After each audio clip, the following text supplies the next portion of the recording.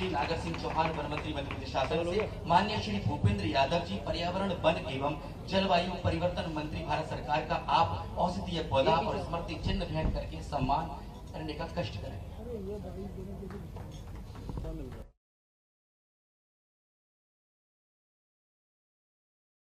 One नागर सिंह चौहान जी one मंत्री मध्य प्रदेश शासन का स्मृति चिन्ह और औषधीय पौधा तुलसी भेंट करके सम्मान करें।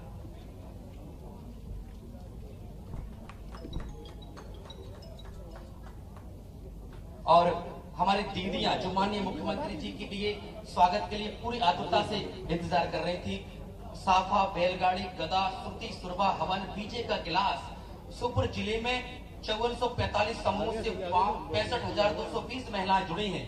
दीदियां निर्मित उत्पादनों को भेंट करके माननीय मुख्यमंत्री जी का, माननीय वन मंत्री जी का, माननीय वन मंत्री जी मध्य प्रदेश सरकार का स्वागत करेंगे।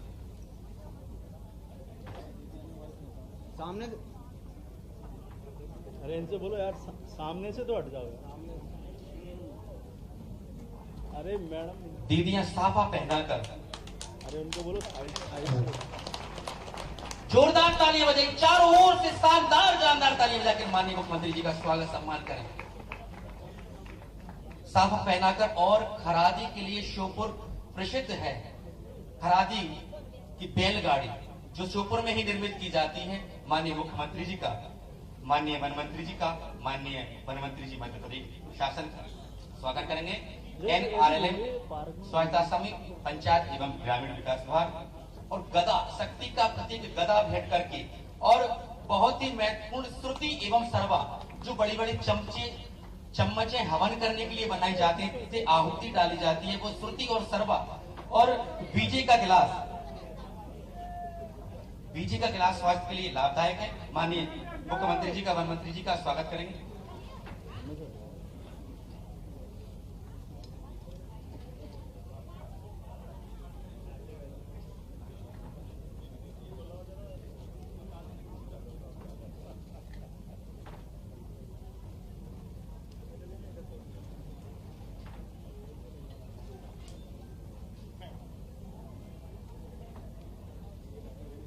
आप भी इस कार्यक्रम को इस तरह से सजाइए, एक बार शानदार जानदार तालियां बजाइए और तैयार रहे चीता मित्र, क्योंकि उनको प्रोत्साहन के लिए, सम्मान के लिए यहाँ पर माननीय मुख्यमंत्री जी, माननीय वन मंत्री जी द्वारा 350 साइकिलों का वितरण किया जाएगा ताकि आवागमन सुलभ हो सके और चीताओं के संरक्षण में महती भूमिका निभा सके। दीदियों से आग्रह रहेगा, स्वागत के पश्चात कृपया आप आ जाए।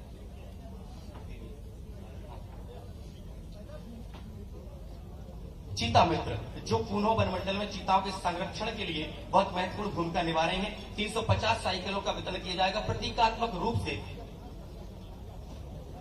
कुछ चीता मित्रों को यहाँ पर साइकिल वितरण की जाएगी।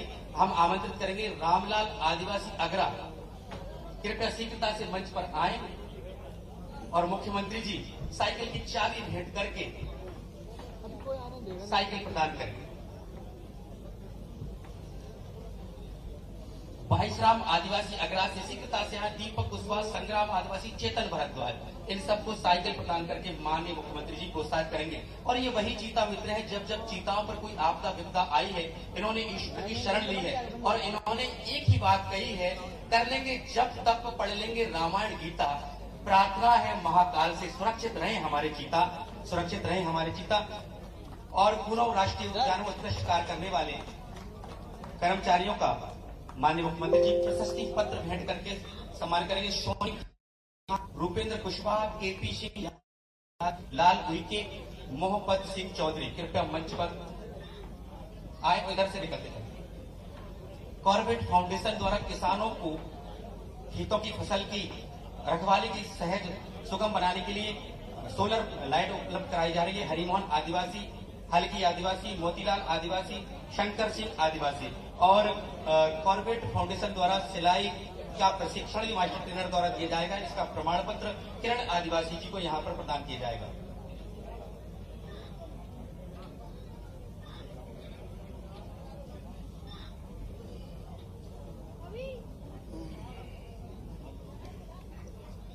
हम विनम्र आग्रह करेंगे माननीय माननीय श्री नागर सिंह चौहान जी, वन मंत्री मध्य प्रदेश शासन, आपसे विनम्र आग्रह करेंगे अपने उद्बोधन के माध्यम से हम सबको अनुग्रहित करने का कष्ट करेंगे। माननीय वन मंत्री जी।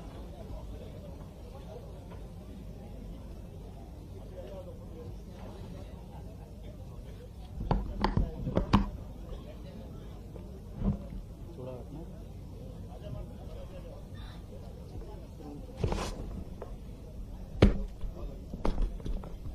हेलो, बोले भारत माता की, भारत माता की। आज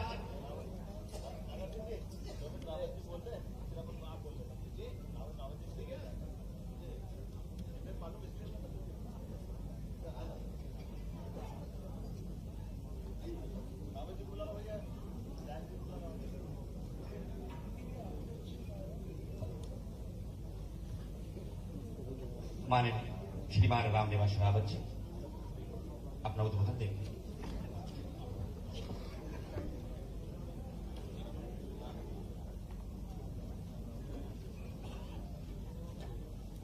आज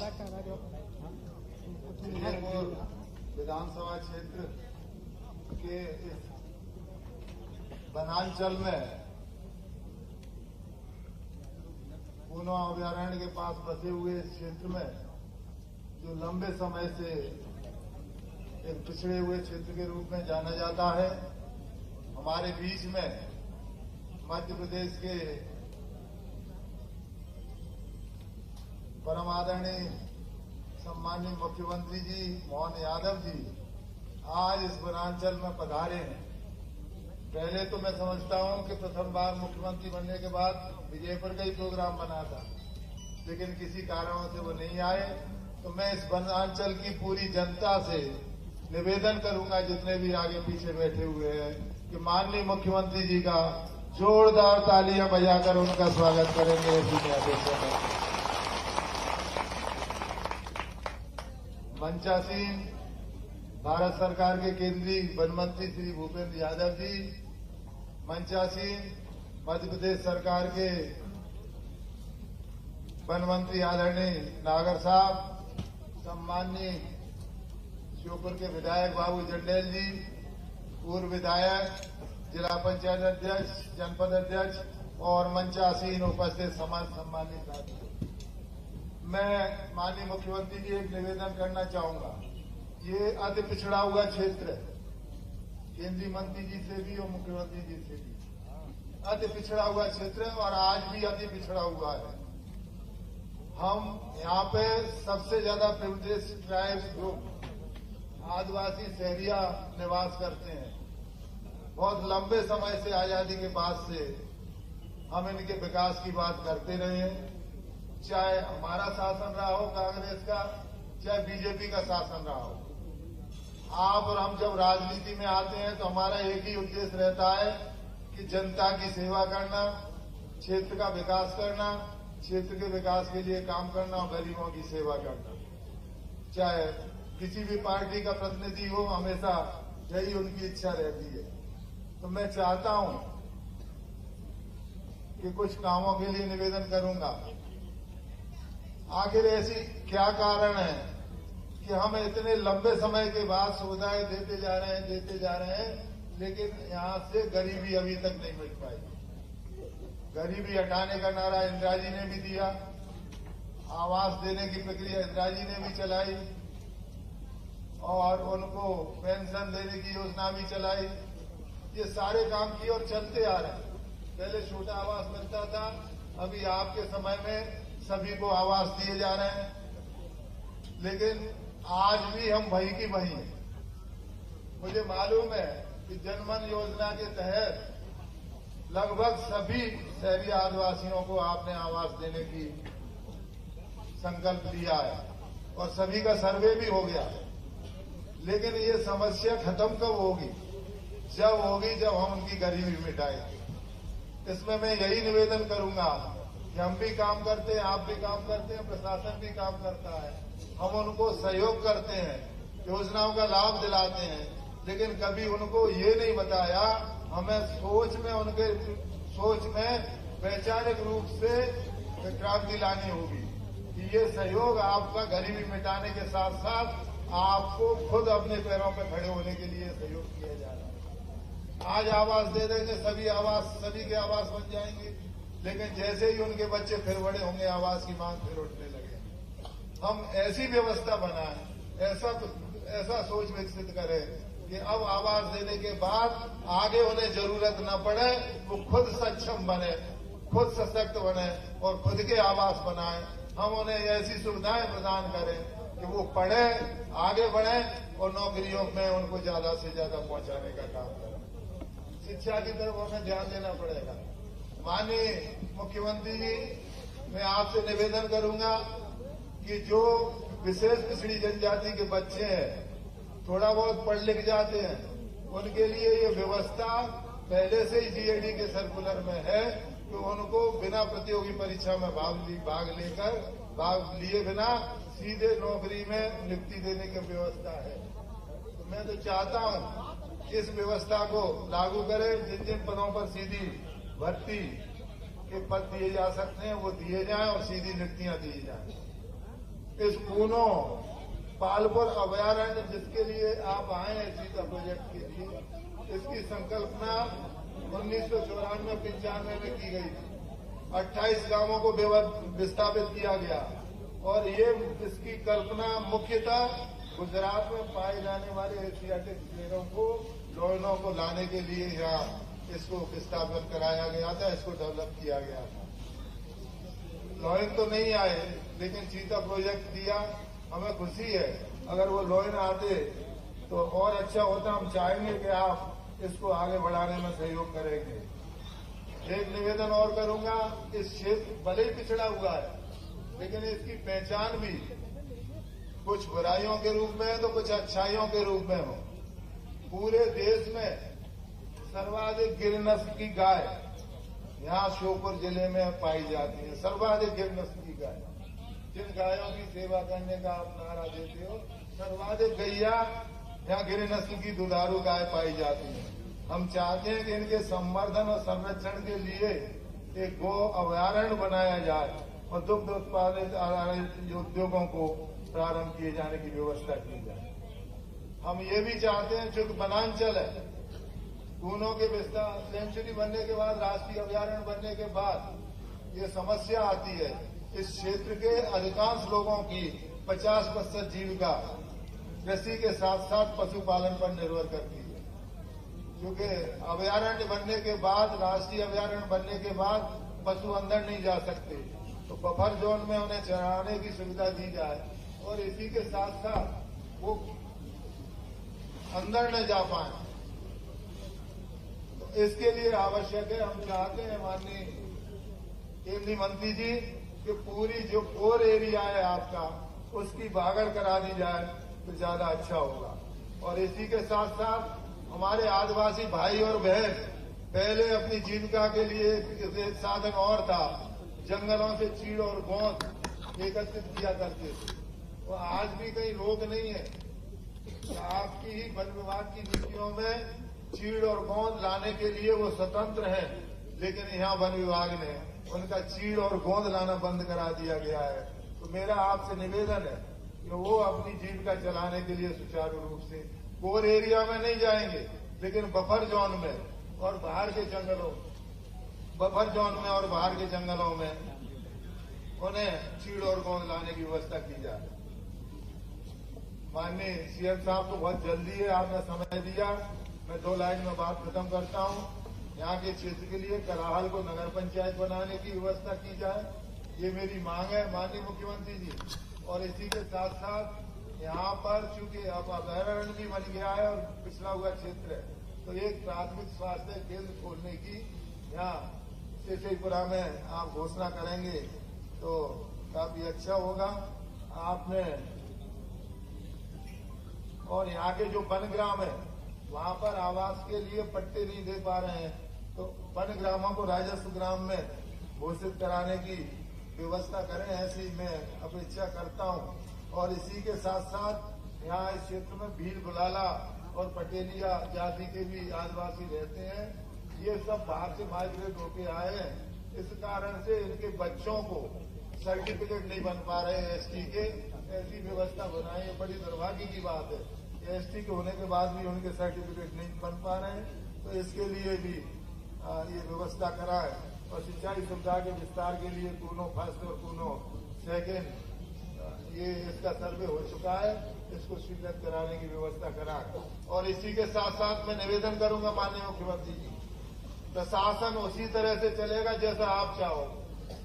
प्रशासन कैसे काम करेगा, मैंने जो कहा, गरीबी तब तक नहीं मिटेगी जब तक प्रशासन मिटाने का संकल्प नहीं लेगा। प्रशासन जिस तरह से चाहेगा, आप चाहोगे उस तरह से चलेगा। मैं यही निवेदन करूंगा। अभी आपकी कूनो में मीटिंग हुई, सेंचुरी के संबंध में, चीता प्रोजेक्ट के संबंध में चर्चा हुई आपकी। मुझे बड़ा खेद है कि वहां विभाग द्वारा प्रोटोकॉल का पालन नहीं किया गया। हो सकता है कि अभी के अधिकारियों की ज्यादा प्रतिबद्धता हो मुझसे। आमंत्रित करेंगे बाबा महाकाल लाडले और हम सब के प्यारे मुख्यमंत्री। तालियां मिलकर बजाएंगे सब। मंच पर आमंत्रित करेंगे माननीय मुख्यमंत्री डॉक्टर मोहन यादव जी, हमें आशीर्वाद स्वरूप उद्बोधन प्रदान करने करें। जोरदार तालियां स्वागत करें। बोले भारत माता की। इधर इधर के कंपटीशन कराता हूं, देखे कौन जोर से बोलता है। बोले भारत माता की, भारत माता की। आज के हमारे अपने इस कार्यक्रम के लिए खास तौर पे दिल्ली से चल के आए और भारत सरकार के यशस्वी केंद्रीय श्रम रोजगार पर्यावरण मंत्री माननीय भूपेंद्र यादव जी के लिए करतल ध्वनि से अभिनंदन करो, जिनने पूरा इस प्रोजेक्ट के लिए समय भी दिया और मेरे से पहले पहुंचे। मैं थोड़ा माफी चाहता हूं माननीय भूपेंद्र जी, मैं आने के लिए ही हूं, लेकिन थोड़ा हमारा सीहोर का कार्यक्रम थोड़ा सा लेट हुआ और संयोग से गवर्नर साहब ने भी एक साथ कार्यक्रम रख लिया, तो आपको भी बाहर उड़ाना पड़ा, इसलिए मेरे को थोड़ा कष्ट अंदर से है। मैं उम्मीद करता हूं कि आपका प्रेम बरकरार रहिएगा, छोटी मोटी असुविधा हुई तो माफ करिएगा। लेकिन हम सब मिलकर के जो बड़े काम के लिए लगे, मंच पर विराजमान मेरे साथ हमारे कैबिनेट के मंत्री नागर सिंह चौहान जी के लिए अभिनंदन करें। इस पूरे वन क्षेत्र के, पर्यावरण के, अनुसूचित जाति क्षेत्र के बहुत लोकप्रिय मंत्री हैं। हमारे क्षेत्र पे मंच पर विराजमान तुरसन बरैया जी है क्या, तुरसन जी के लिए जोरदार अभिनंदन करें। आप शहरी विकास अभिकरण के अध्यक्ष हैं। यहाँ के लोकप्रिय विधायक रामनिवास रावत जी मेरे अभिन्न मित्र हैं, रावत साहब के लिए अभिनंदन, जोरदार अभिनंदन करो रावत जी के लिए। और बाबू सिंह जंडेल जी, कहाँ है जंडेल जी, आपका भी अभिनंदन।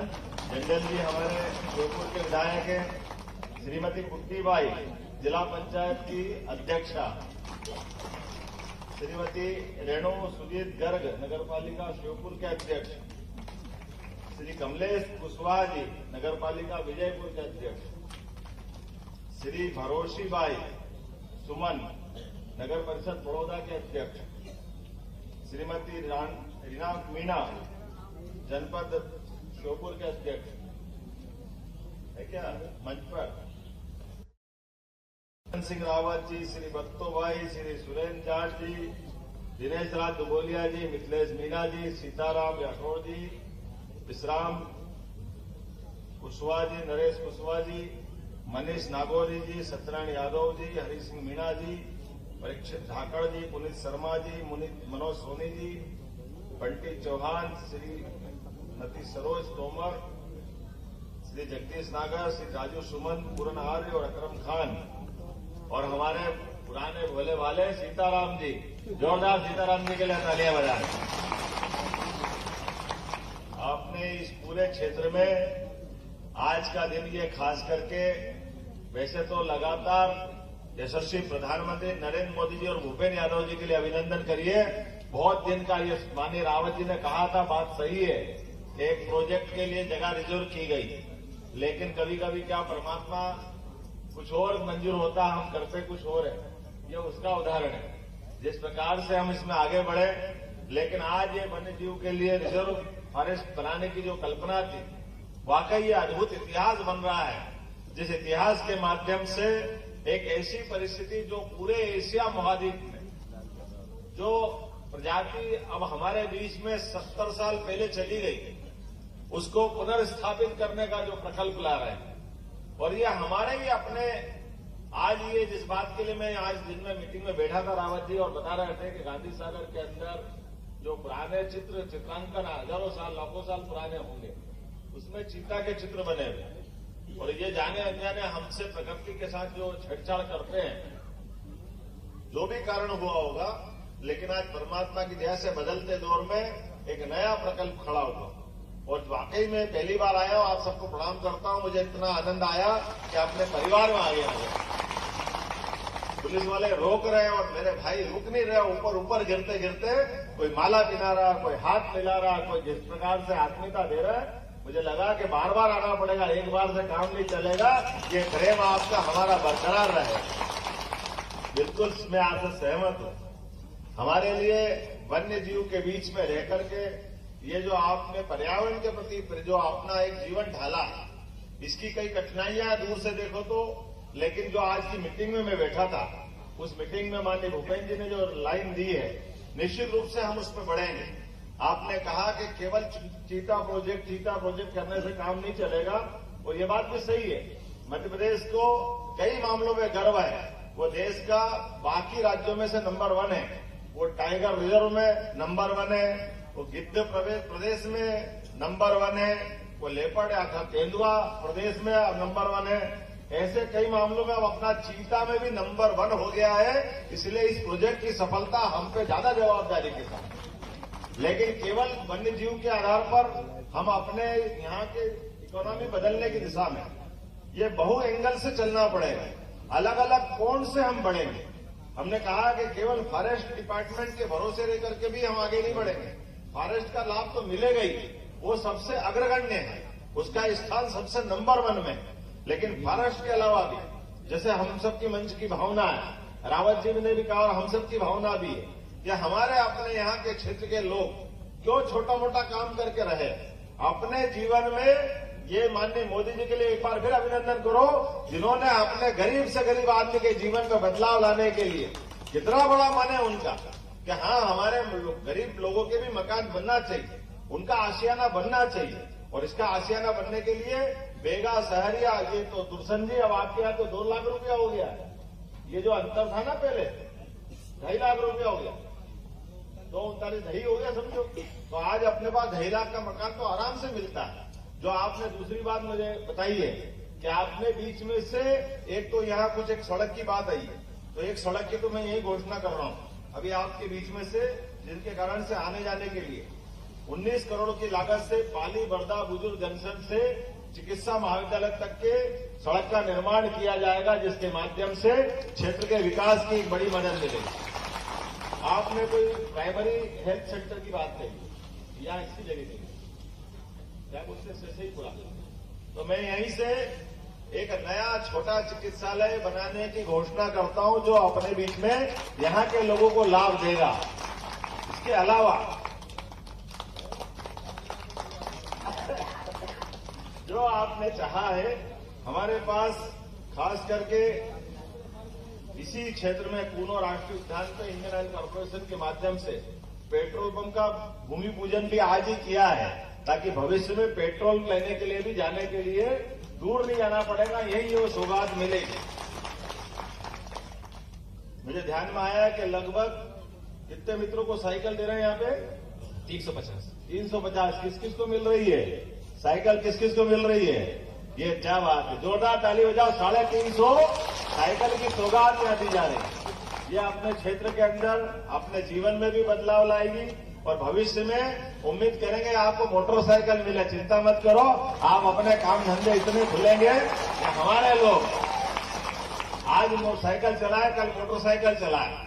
आज अपने क्षेत्र के अंदर विकास के मामले में जितने प्रकार के भी यहाँ रोजगार के संसाधन है, प्रत्येक क्षेत्र को जोड़ करके सरकार के सभी विभागों का तालमेल मिलाते हुए यहाँ भविष्य में न केवल हमारे पर्यटन के केंद्र के नाते से इसको जाना जाए, बल्कि पर्यटन केंद्र के अलावा भी कई सारे विभाग ऐसे हैं जहां पर रोजगार भी मिलता है और बाकी क्षेत्र को बदलने के लिए बड़ी वो भूमिका अदा करते हैं। तो सम्मिलित रूप से कई विभागों को लेकर के बैठेंगे और इस पूरे क्षेत्र के विकास की बात करेंगे। आज तो थोड़ा समय कम पड़ा है, मैंने कोशिश की थी जल्दी से जल्दी आने की, लेकिन फिर भी एक 37 करोड़ की लागत से कूनों पे नदी का पुल और 7 करोड़ की लागत से नल जल योजना का यहीं पर हमने आज भूमि पूजन किया है। ये बड़ी सौगात भी क्षेत्र को मिलने जा रही है, जिसका लाभ आपके क्षेत्र को मिलेगा। आपने कहा कि वन ग्राम और राजस्व ग्राम के बीच में इसका कोई रास्ता निकालेंगे। नरेंद्र मोदी जी ने आनंद लाए। क्या भगवान की दया से कल नरेंद्र मोदी द्वारका में उनने अपने समुद्र में उस भगवान कृष्ण को, जिनके कारण से मोर कुकुट को दिखला दो तो समझ लो गोपाल कृष्ण आ गया। कितना आनंद आया था, कल एहसास हुआ हमको। वो डूबी हुई द्वारका के अंदर, समुद्र के अंदर डुबकी लगा करके हमारे अपने ये सांस्कृतिक अनुष्ठान का पर्व चल रहा है। गोपाल कृष्ण को याद करते हुए द्वारका का स्मरण कराया।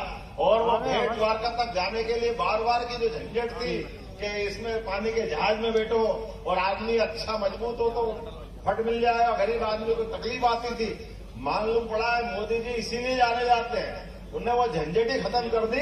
हमने सुना था 17 लाख साल पहले कि भगवान राम के काल में रामेश्वरम से लंका तक का पुल बन गया। वो तो अपनी जगह कल्पना होगी और पुराने जमाने की अच्छी बात थी, लेकिन हमने आज का काल देखा है। नरेंद्र मोदी जी ने नया पुल समुद्र के अंदर बना करके गोपाल कृष्ण भगवान के लिए एक बार जयकारा लगाओ, बोले गोपाल कृष्ण भगवान की। गोपाल कृष्ण के वो भेंट द्वारका तक जाने के लिए नया केबल ब्रिज बना दिया, जिस केबल ब्रिज के माध्यम से अपने वाहन साधन से हम सीधे गोपाल कृष्ण भगवान की द्वारका तक जा सकते हैं। और केवल गोपाल कृष्ण के लिए नहीं, अयोध्या में राजा राम भी आ गए और हम सब सौभाग्यशाली हैं कि अयोध्या में भगवान राम हजारों साल के संघर्ष के बाद और खास करके 500 साल, अपना मध्य प्रदेश का तो ज्यादा बड़ा रिश्ता है, सम्राट विक्रमादित्य के काल का बनाया हुआ मंदिर बाबर ने ध्वस्त किया था और सुप्रीम कोर्ट के माध्यम से वो मंदिर का रास्ता खुला और यशस्वी प्रधानमंत्री स्वयं साक्षी बने और हमारे अयोध्या में भगवान राम का गर्भगृह में प्रवेश हुआ है। ये हमारे लिए सौभाग्य की बात है। और वनवासी क्षेत्र के लिए, आदिवासी क्षेत्र के लिए भगवान राम का पूरा जीवन किस प्रकार से गुजारा हम भूल नहीं सकते हैं। वो आदमी तो आदमी ये वनों के प्राणियों से भी प्रेम करते हैं, इसलिए वन्य प्राणियों की सहायता से एक महाशक्तिशाली रावण से लड़ने में भी उन्होंने दुनिया में एक नया इतिहास बनाया। ऐसे प्रभु रामचंद्र जिनको हम मानते हैं, काल के प्रवाह में कई सारे अवरोध आए, कई लोगों ने रास्ता रोकने का प्रयास किया, कई लोगों ने हमको पता नहीं क्या क्या किया, लेकिन यशस्वी प्रधानमंत्री नरेंद्र मोदी जी के नेतृत्व में ये सभी धर्मों को लेकर भी पहली बार ऐसा हुआ है। नहीं तो भगवान राम के मामले को लेकर के काल के प्रवाह में कई राजनीतिक दलों ने रोटियां सेक करके झगड़े कराने का प्रयास किया, लेकिन पहली बार ऐसा हुआ है। देश का जब मुखिया सक्षम सबल सरकार चलाता है तो निश्चित रूप से पूरे देश में सुख शांति का हमको परीक्षण दिखाई दे, उनके लक्षण दिखाई देते हैं। और हमने देखा परीक्षण करके कि चाहे शिलान्यास का मौका हो या भगवान राम के गर्भगृह का मामला हो, पूरा देश का सभी धर्मों के लोगों ने स्वागत किया। और इसी बात के लिए तो भारत जाना जाता है, जो सर्वे भवन्तु सुखिनः, सर्वे सन्तु निरामया, सबके लिए अच्छा करने वाला हमारी संस्कृति। ऐसे उदात्त उदाहरण को यशस्वी प्रधानमंत्री के नेतृत्व में हम लगातार महसूस करते रहेंगे। और फिर एक बार बहुत बहुत धन्यवाद। भारत माता की जय। चीता मित्रों के प्रस्थान को मिलेगा बहुत बड़ा बल। मुख्यमंत्री जी तो चाहते हैं सबको मिले मोटरसाइकिल। हमारी बहनें समय के अभाव में रह गई, माननीय मुख्यमंत्री जी को ललायत है। 10 करोड़ राशि का सीसीएल वितरण 105 सहस्त्र समूह को आप करेंगे तो दीदी हमारी प्रसन्न होंगी। प्रतीकात्मक रूप से उनको चेक वितरण करके हमारी दीदियां इंतजार में थी, लेकिन समय के अभाव में रह गई थी। आप कृपया दीदियां ललायत हैं आपके हाथों से चेक लेने के लिए।